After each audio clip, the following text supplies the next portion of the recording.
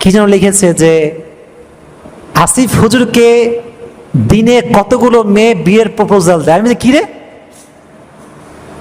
ওয়াজ করেছি তাকওয়া নিয়ে, আর সেটা দিচ্ছে এটা লাখ লাখ ভিউ তার। আমি সেদিন একটা মেয়ের মেসেজ পড়ছিলাম ফেসবুকের মেসেঞ্জারে। দেখুন আমি ফেসবুকে মেসেঞ্জারে খুবই কম ঢুকি, খুবই কম, এবং আমার মেসেজ খুবই কম পড়া হয়। যদি একটা পেজে 40 লাখ মানুষ অ্যাক্টিভ থাকে বা 30 লাখ মানুষ, আপনি 29,99,900 মানুষ যদি বাদ দেন, তাও থাকে 100 মানুষ। 100 মানুষ যদি আমাকে একদিনে মেসেজ করে, is it really possible to reply? না, এটা পসিবল না, আমি পারি না। তবুও কি করি, মাঝে মাঝে আমি পড়ি, I check the message sometimes when I free. কেন? যেন আমার মাথায় আসে যে হোয়াটস গোয়িং অন, কি হচ্ছে আসলে, এটা আমি বোঝার ট্রাই করি। সেদিন আমি মেসেঞ্জারে ঢুকলাম, মেসেজে গিয়ে আমি একটি মেসেজ পেলাম, যেটা একজন মেয়ের মেসেজ ছিল, অনেক লম্বা মেসেজ, এবং এই মেসেজে একটা সুন্দর মেসেজ আছে যেটা আমি তোমাদেরকে শেয়ার করতে চাই। যেহেতু এটা অনলাইনে যাবে, অনেক মেয়েরাও এটা শুনবে, অনেক বোনেরা এটা শুনবে, অনেক কিছু শেখার আছে। একজন মেয়ে মেসেজ দিয়েছে যে হুজুর, আমার বাবা অনেক বড়লোক মানুষ, অনেক রিচেস্ট, তো আমি অনেক বড়লোক পরিবারের একজন মেয়ে। আমার ফার্স্ট বিয়েটা হয় বাবা মায়ের ইচ্ছায়। আব্বা আম্মা একজন ছেলে দেখে আমাকে বিয়ে দেয়।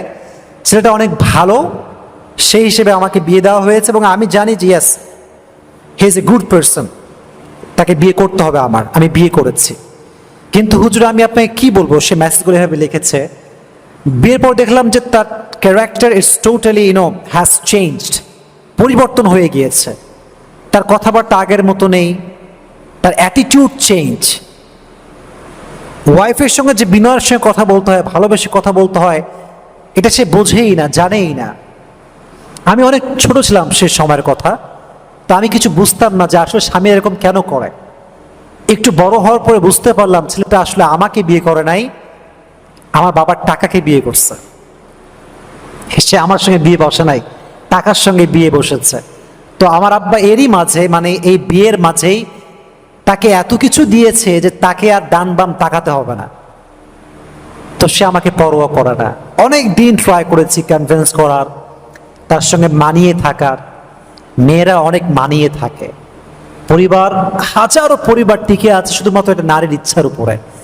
নারী সবসময় বলে সরি, সবসময় মাথা থেকে নিচের দিকে, অলওয়েজ মাফ চেয়ে চলে, তাই পরিবারটা টিকে আছে। না কিছু স্বামী এত খারাপ, নারী যদি ধৈর্যশীল না হতো, লক্ষ লক্ষ পরিবারে আজকে ডিভোর্স হয়ে যেত। ঠিক না বলেন যুবকেরা? তারা সবর করে থাকে বলে অনেক পরিবার টিকে আছে। তো সে বলল হুজুর, আফটার লং টাইম আমি বুঝতে পারলাম যে না, actually he is not perfect man for me, I need to take divorce, এটা ছাড়া কোনো অপশন আমার কাছে নেই। তো আমি অনেক বাবাকে বুঝিয়ে, অনেক কষ্ট করে আমি ডিভোর্স নিয়েছি। যুবক ভাইয়েরা, কি নিয়েছি? ডিভোর্স নিয়েছি। এখানেই কিন্তু কথা শেষ না। এখানে শেষ হলে আমি বলতাম যে এটা আমি কখনো ওয়াজ মাহফিলে বলবো না, কাউকে বোঝাতেও যাবো না, because it's a common story. স্বাভাবিকভাবে এটা হয়ে থাকে, মাঝে মাঝেই হয়। পরে এই মেয়েটা ডিভোর্স হওয়ার পরে, একজন মেয়ে একা কয়দিন থাকতে পারে ভাই? বিশেষ করে যে মেয়েদের বিয়ে হয়ে যায়, তাদের আচরণটা পরিবর্তন হয়ে যায়, মাইন্ডসেট পরিবর্তন হয়ে যায়। তারা তখন জীবন সঙ্গী ছাড়া থাকতে পারে না। আমরা যারা সিঙ্গেল, আমরা আগেও সিঙ্গেল, এখনো সিঙ্গেল, থাকলেও কি না থাকলেও কি, আমরা ওইটা বুঝিই না। যাদের কেউ হয়ে যায়, তারপরে ব্রেকআপ হয়, ডিভোর্স হয়ে যায়, তারা একা থাকতে অনেক কষ্ট পায়। ঠিক কিনা বলেন? তো মেয়েটা বললো, মেসেজ লিখেছে আর কি, পরবর্তী সময়ে গিয়ে আমি আরেকজন যুবকের সঙ্গে রিলেশন করি, অ্যান্ড দ্যাট ওয়াজ হারাম রিলেশনশিপ। অনেক লম্বা সময়ের সম্পর্ক আমাদের, কিন্তু বিষয়টা হচ্ছে আমার আব্বা প্রস্তুত না তাকে বিয়ে দেওয়ার জন্য আমার সাথে। আমি আব্বাকে অনেক কনভিন্স করি যে আব্বা একটু রাজি হও, রাজি হও, রাজি হও। তো আব্বা আমাকে বারবার বলছিল, মা অ্যাকচুয়ালি সেই ছেলেটা তোমাকে ভালোবাসে না, সে একটা মতলবে তোমাকে ভালোবেসেছে, তুমি বুঝতেছো না। কিন্তু আমি হুজুর বুঝি নাই। আমি আব্বা আম্মার বিরুদ্ধে গিয়ে কোর্টে গিয়ে বিয়ে করছি, আব্বা আম্মার এগেইনস্টে গিয়ে। কিন্তু বাবা মা তো ভালোবাসে সন্তানকে, কয়দিন না মেনে থাকতে পারে বলেন? একটা সময় গিয়ে মানতে বাধ্য হয়ে যায়।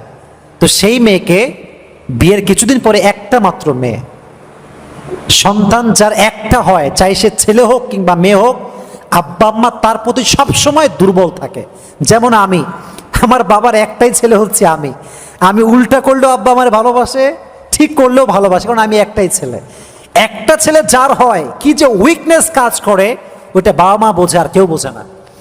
তো পরবর্তী সময় যেটা আমি মেসেজে পড়লাম, সেই মেয়েটাকে আব্বা লাস্টে বাসায় উঠায় নিয়ে আসছে, মেনে নিয়েছে। এবং এটাই ছিল হচ্ছে ছেলের চাল। ছেলে চেয়েছিল যে কোনো মতো আব্বা মানলেই হয়। তখন আমার দাবি দেওয়া শুরু হবে যে আমি আসলে কি চাই। ছেলেটা পরে বাইক নিয়েছে, মোটা অঙ্কের টাকা নিয়েছে। যখন সব নেওয়া শেষ, শুরু হয়ে গিয়েছে বাজে ব্যবহার। তবে মেয়েরা প্রথম সংসারে যেই পরিমাণ অভিযোগ করে, দ্বিতীয় সংসারে কিন্তু সেই পরিমাণ অভিযোগ করে না। প্রথম সংসার যেমন একটুতেই অধৈর্য হয়ে যায়, দ্বিতীয় সংসারে কিন্তু তার চরিত্র পরিবর্তন হয়ে যায়। হাজার কষ্ট পেলেও চুপ থাকে, ঠিক না বলেন? তো বললো, হুজুর আমি অনেক ধৈর্য ধরেছি। পরের ঘটনা, সেটা নাকি বলেছে যে আমাকে 50 লাখ টাকা দিলে আমি আপনার মেয়ের সঙ্গে সংসার করবো, না হয় করবো না। এবং আমি অবাক হলাম, বাবা মেয়েকে কতটা ভালোবাসে আপনি চিন্তা করেন। পরে নাকি ওর বাবা অনেক ম্যানেজ করে প্রায় নাকি 30 লাখ টাকা 40 লাখ টাকা তাকে দিয়ে, ছেলেকে দিয়েছে আর কি, যে ঠিক আছে আমার মেয়ে তো আগে বিয়ে হয়েছে একবার, আবার ডিভোর্স হয় তো খুব খারাপ জিনিস, তো খুব খারাপ বিষয় এটা। আব্বা তো এটা মানতে পারবে না। পরে মেয়েটাকে সে আবার রেখেছে ওখানে। কিন্তু ছেলে তো ছেলেই, ছেলে যখন বেঈমান হয়, এত বেঈমান হয় ছেলেরা, এটা আপনি কল্পনাও করতে পারবেন না। যারা টাকার লোভী, এদের মতো জঘন্য পুরুষ দুনিয়াতে আর কেউ নাই, ঠিক এরা বলে। সবচেয়ে জঘন্য পুরুষ হচ্ছে এরা এত নিম্ন লেভেলে যেতে পারে, আপনি ইউ কান্ট ইমাজিন ম্যান, আপনি কল্পনাই করতে পারবেন না। পরে ফাইনালি সে মেয়েটা লিখেছে অনেক লম্বা মেসেজ, আসলে অনেক ধৈর্য নিয়ে পড়েছি মেসেজটা, এত ধৈর্য নিয়ে কখনো মেসেজ পড়ি না। লাস্টে সে লিখেছে, হুজুর আমার এই সংসারটাও ভেঙে গিয়েছে।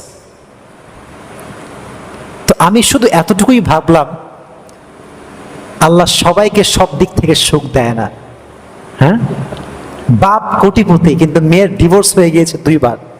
বিশ্বাস রাখেন, আমাকে বিশ্বাস করেন, বর্তমান সমাজ হচ্ছে এমন, ডিভোর্স তার মূল্যায়ন করতে চায় না, চাই সে ভালো হোক চাই সে খারাপ হোক, ঠিক কিনা বলেন যুবকেরা? সমাজটাই এরকম হয়ে গিয়েছে। পরে সেই মেয়েটা লিখেছে, হুজুর আমি দীর্ঘদিন যাবৎ প্রায় 1 থেকে 1.5 বছর বাসাতেই আছি, বাট আমি একা থাকতে পারি না। ওই যে আগে বলেছি, যা লাইফ পার্টনার হয়ে যায় পরে সে একা থাকতে পারে না।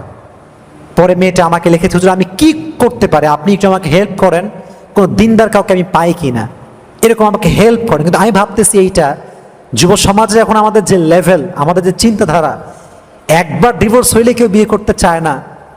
যেই মেয়ে 2 বার ডিভোর্স মানে জীবনে পেয়েছে, তাকে কে বিয়ে করবে? সমস্যা আর কি। সব যুবক তো টাকা পয়সা চায় না, একটা ভালো বউ তো সবাই চায়। যুবক ভাইরা চায় কি চায় না? চায়। এর জন্য আমি বোনদেরকে বলবো, বোন যাকে বিয়ে করছেন একটু ভাবেন যে সে আপনাকে বিয়ে করছে না, নাকি আপনার বাপের টাকাকে বিয়ে করছে, এটা খুব খেয়াল করবেন।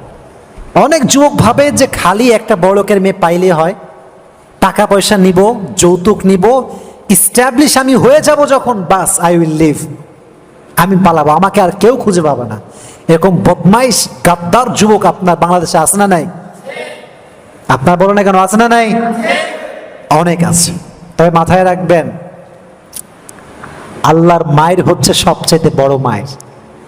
আল্লাহ কাউরে ধরে না, ধরলে কিন্তু যেই দিন আপনার আল্লাহ ধরবে সেদিন একদম কায়েদ করে ফেলবে। মনে করছেন টাকা মেরে খাবেন, বেঈমানি করবেন, বিশ্বাসঘাতকতা করবেন, and you will be the most happy person in the world? No no no no no no, এটা হতে পারে না। বেঈমান কখনো সুখী হতে পারে না, গাদ্দার কখনো সুখী হতে পারে না। যে মানুষের বিশ্বাস নিয়ে খেলে, তাকে একদিন আল্লাহ এমন ভাবে ধরে, তাকে সমস্ত কিছু থেকে নিঃশেষ করে ছেড়ে দেয়, ঠিক না বলা?